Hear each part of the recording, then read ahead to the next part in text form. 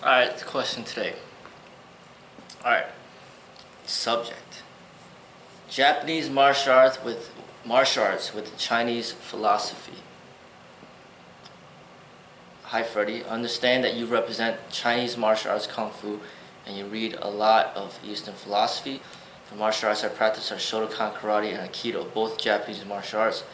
However, I'm drawn towards Chinese philosophy such as Lao Tzu, Mencius, Sun Tzu, and a little Confucius. Is it practical to mix Japanese martial arts with Chinese philosophy? Now, they're all interconnected. I think a lot of the stuff is just borrowed from one country to another.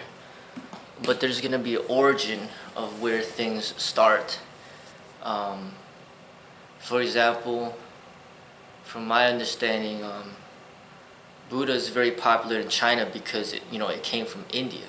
So Buddha came out of India and then traveled and spread his wisdom to China, and then eventually it went to Japan. And sometimes certain countries will not embrace certain teachings, and then but another country will. So even India might not have embraced Buddha's teachings at that time. Maybe Hinduism was more popular and the Hindus couldn't really accept his teachings. And then when he went to China, maybe it was more accepted there.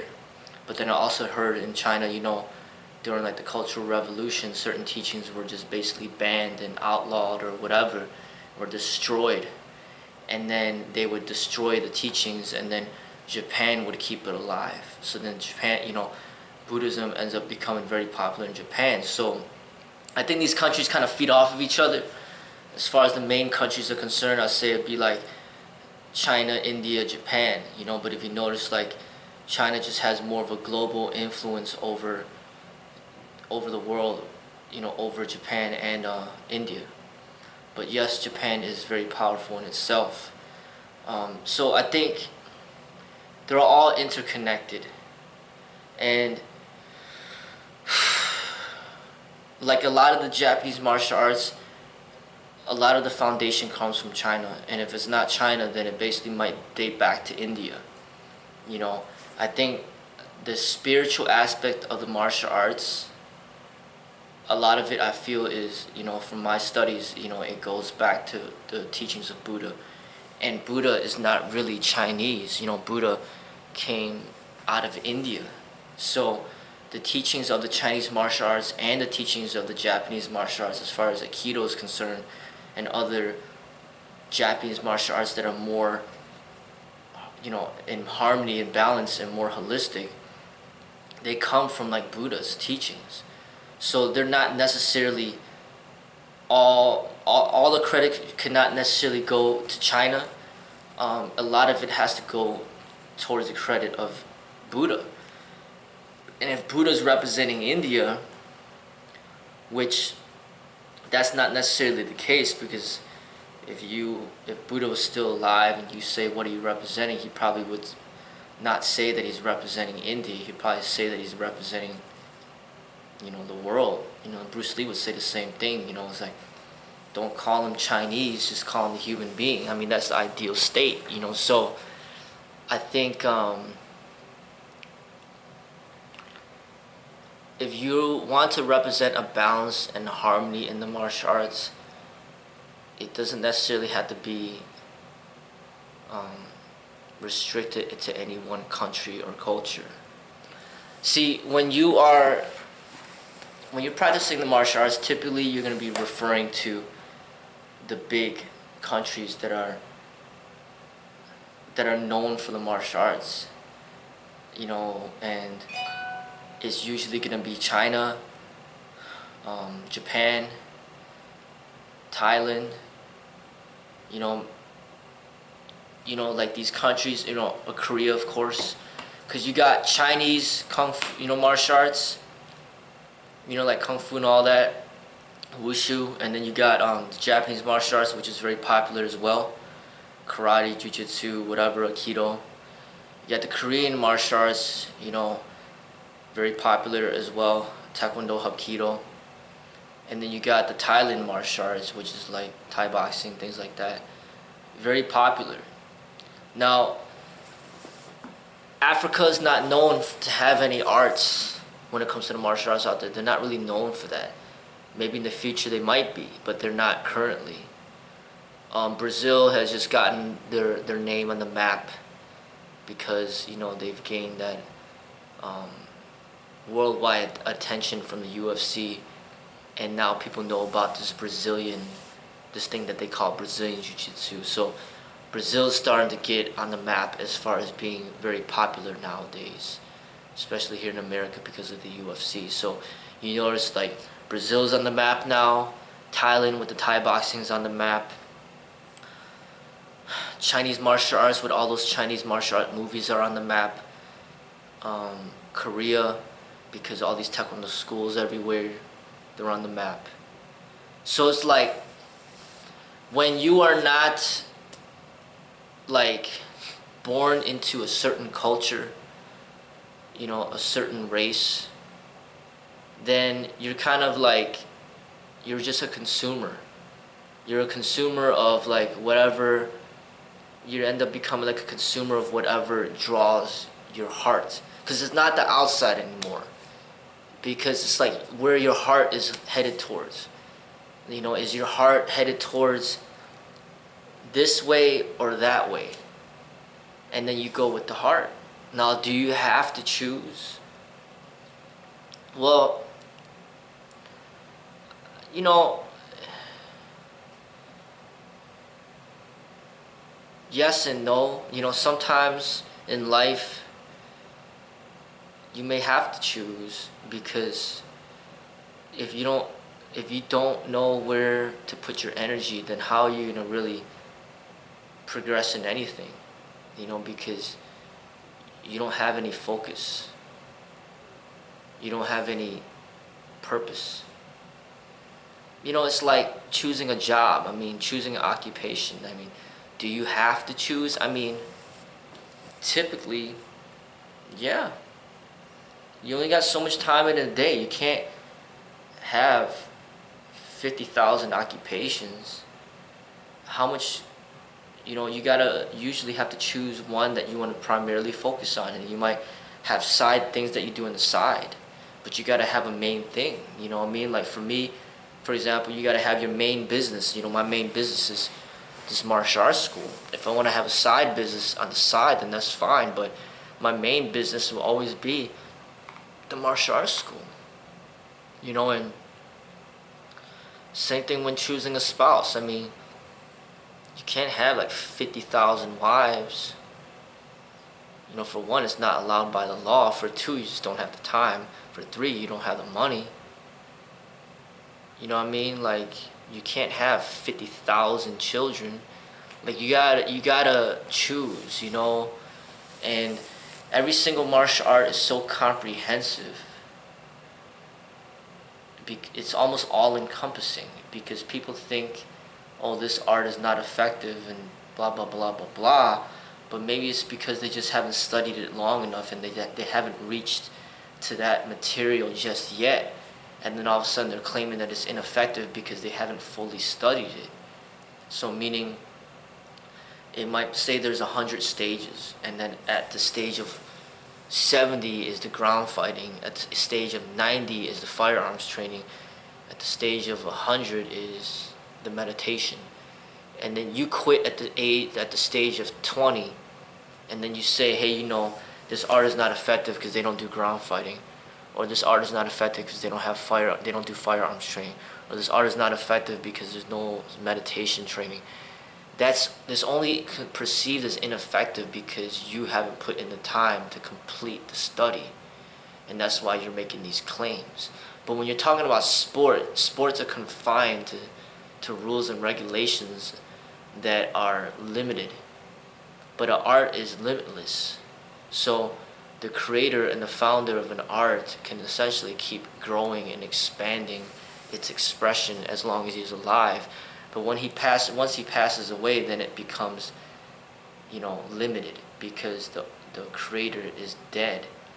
And then it stops there.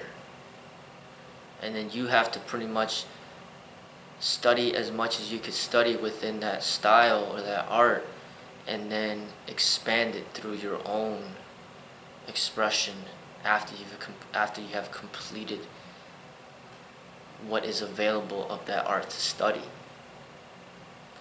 So if Bruce Lee was still alive, he'd be able to keep expanding Jeet Kune Do to further extent than what he left off with. It's like an actor who's still living, and then he could still create movies, but once he's dead, he can't create any more movies. All that's left is what has already been made. Okay, so, but basically back to my point is that he's talking about, if you're white, you're black, you're Hispanic, you're not really, your bloodline is not, it's not born into any of these countries to represent. So then you're at a position where you could choose which one you wish to represent. As far as, anybody could say, oh, I choose all of them. But like I said, if you do that, then where is your heart? Because how can you truly choose all of them? Because a lot of times, sometimes they might be conflicting. So the only reason I had to choose, well, not have to choose, but for me, it's more easily identifiable which country I'm going to represent is because my bloodline comes from China. It just doesn't make sense for me to promote Japanese martial arts over the Chinese martial arts when my bloodline is coming from the Chinese. If my bloodline was coming from the Japanese, then maybe I'd be promoting the Japanese martial arts, just finding my own way to express it in a more balanced way. But when you don't have a bloodline that's rooted in any of these countries, it's really up to you which one you want to put your heart towards. You know what I mean? But I think if you get to know yourself more deeply, through time, it should be able to show in itself which one, which country, which expression you're just more naturally drawn towards, and then just go towards that. Because, for example, people could say, I love Japanese food and I love Chinese food. Okay, you love both. They're both good, but through time, you might discover that, I think I like Chinese food even more than Japanese food because I'm ordering out Chinese 5 days a week. Japanese, I'm going twice a week. You know what I mean? Like, you like it, but do you love it? And I think that's kind of what it boils down to. Like and love. I mean, say you got 5 different homes, 5 different mansions, and you took a look at all of them, but you can only choose one because you can only afford one mansion. You can't afford all 5. So say one mansion is China, built from the Chinese, another mansion is built from the Japanese, another mansion is built by Thailand, another mansion is built by Korea, another mansion is built by Brazil, and then you gotta choose one out of the 5. Because you just don't have the money to have all 5. You know what I mean? Like, especially if you're trying to run a business in the martial arts, trying to make money, how does it look if you tell the public that they could learn karate here and they could learn kung fu and they could learn aikido and they could learn jiu-jitsu? I mean, how does that look? How could you possibly have the time to master any of these arts when one art in itself will take a lifetime? So how could you master 4 arts when one art will take a lifetime? You need 4 lifetimes in order to master 4 arts. Like, say you step into the hospital and then somebody's claiming themselves to be a neurosurgeon who operates on the brain, and then he says that he's also a heart surgeon, and he also says that he's a dentist, and then he says he's a lawyer, and then he says he's a CPA, an accountant, and then he says that he's a firefighter. I mean, how is it possible for one human being to be a master in all those trades? I mean, it's impossible. You don't have the time. You know, a lot of times you just have to choose. That's just how life is. You can't choose everything. And if you do try to choose everything, you're just going to be mediocre in everything. And you also got to understand that no matter if you choose Brazil, no matter if you choose China, no matter if you choose Japan, no matter if you choose Korea, if you're studying a true art that has not been turned into a sport, not into an Olympic sport or a cage fight or a ring to entertain people, if you're truly studying a true art, then it should be completely comprehensive with no limits as far as practicality is concerned. You know, there shouldn't be rules such as, oh, you can't kick to the groin area, you can't jab them in the eyes, you can't scratch them, you can't bite them, you can't hit them in the back of the head, you can't headbutt them, you can't use a gun, you can't use knives. You know, like,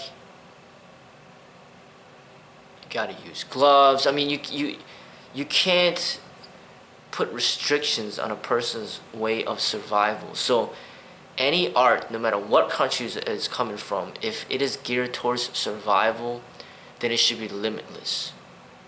And then no matter if it's coming from this country or that country, it boils down to the science. Understanding the science of survival.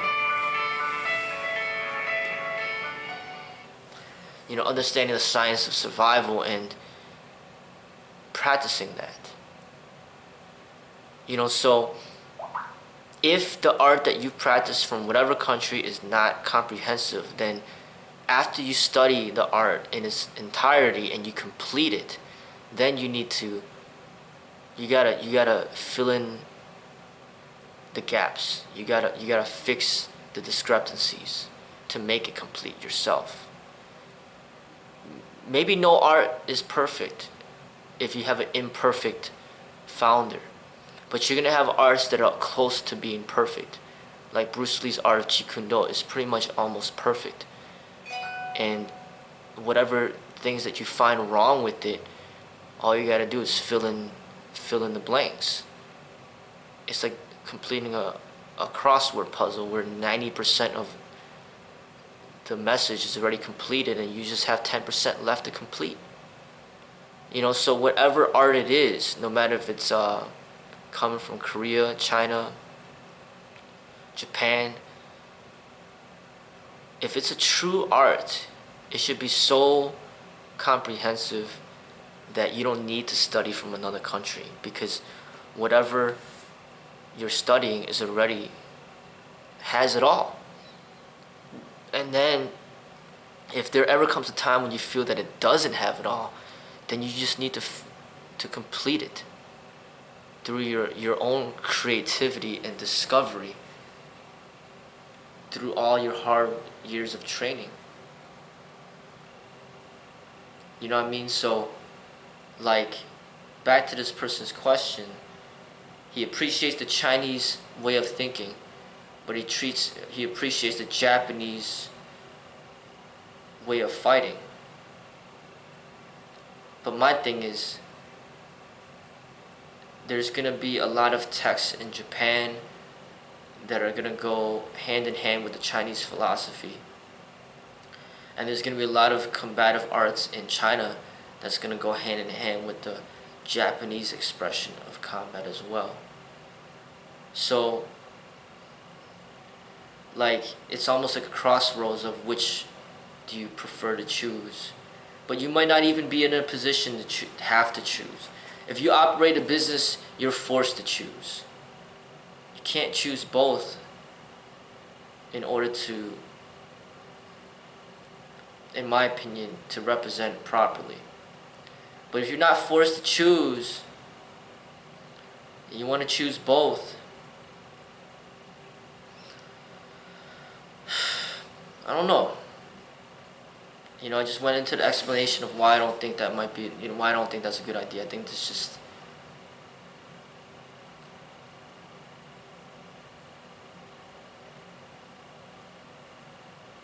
I just think maybe just through time you'll figure out.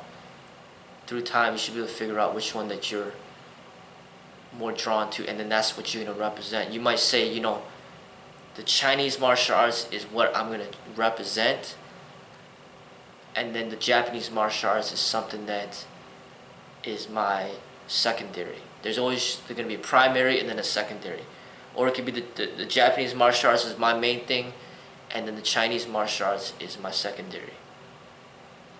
I think that there's always gonna be a point where you have to come to the conclusion that this is my primary residence and this is my secondary residence. There's got to be something that's you, and if you don't know which one it is, then you don't know yourself. You need to know more of yourself in order to figure out which one is right for you. When I go back to that mansion example, you can't afford all 5 mansions, you got to choose one. With the martial arts, there's 5 different arts from 5 different countries. You can't do all 5. You don't have enough time for that. You got to choose one. And then the second one could be the supplement to your first one. You know what I mean? Like, that's my opinion through my experiences, what I think it should be. For me, I started in the Chinese martial arts and I've never left.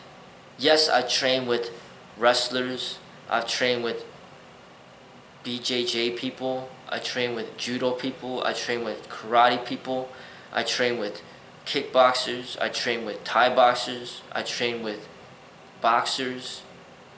I trained with Taekwondo people, Hapkido people, Kaiju Kenbo people, Filipino stick fighting people, street fighters, cage fighters. I train with people all over the world from all different styles, but I know my foundation is the Chinese martial arts. It started that way, it stayed that way, and it's never going to change. Because I know that the Chinese martial arts is completely comprehensive. There's nothing that's missing. If there's anything that's missing, then I have the intelligence within myself to complete it, which I have. You know what I mean? Like, I love Osho's teachings. He's originally from India. But it doesn't mean I'm going to claim India. I'm still claiming Chinese martial arts. You know what I mean? Like, and I always use Osho as a reference. I use, like, this is where I'm promoting the Chinese martial arts, but as far as the meditative aspect, the spiritual aspect is concerned, a lot of what I teach is from Osho. So I would point people towards specific people that they could use as a cross-reference, and I think that that's a smart way to do it. Like, I always will promote the Chinese martial arts and Kung Fu, but I'll give major credit to Floyd Mayweather and his abilities, and Muhammad Ali, things like that. They're boxers. They're not martial artists, but I do appreciate their level of talent, skill, and expression. And even Buddy Lee, amazing person, that jump roper, Olympic gold medal jump roper. I promote him too. You know what I mean? Like, I have the people that I promote, that I point people towards. Buddha as well.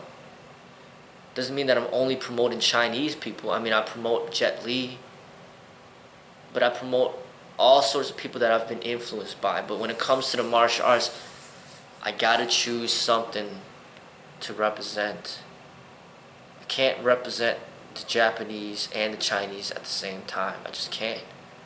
Now, if my father was Japanese and then my mother was Chinese and then I'm half Japanese and I'm half Chinese, that might be a different story, because my blood, my roots goes back to both. But it's not like that. My blood, my roots go back to China. So it doesn't make sense for me to even bring up Japan If anything, if there's a Japanese person that has inspired me a lot in what I do, then I might mention their name, but there hasn't been any. There hasn't. I haven't met one Japanese person or been inspired by any famous Japanese person in my life. My inspirations, a lot of Indians like J. Krishnamurti, Osho, Buddha, and then the Chinese influences, Lao Tzu, Bruce Lee, Chuang Tzu, Lei Tzu, Sun Tzu, Confucius, right? When it comes to Brazil, there's not one Brazilian that has influenced my expression or inspired me. None. When it comes from Thailand, maybe just Tony Jaa. That's about it. It comes from Korea, there's not one Korean person that I could give credit to towards where I'm at right now. I haven't been influenced by any. But I've been influenced by a lot of African Americans, and I'll bring their names up to to represent that. Floyd Mayweather, Muhammad Ali, Buddy Lee, for example. These are all black. Tupac, black. You know what I mean? Like, I will give credit to where credit is due for people that have influenced me and inspired me. But I'm not just gonna bring out an entire country and be like, okay, practice the Japanese martial arts. No, actually the Japanese martial arts to me as a whole is not representing the martial arts the way that I feel it should be represented. It's not balanced enough. I see more balance within the Chinese martial arts than the Japanese. But that's through my opinion, my experiences. So that's my answer to the question. To basically find out more about yourself, know yourself more, and then you should naturally choose one over the other. If you still can't choose, then to me the reason why is because you just don't know yourself enough just yet. And that's what I gotta say about that.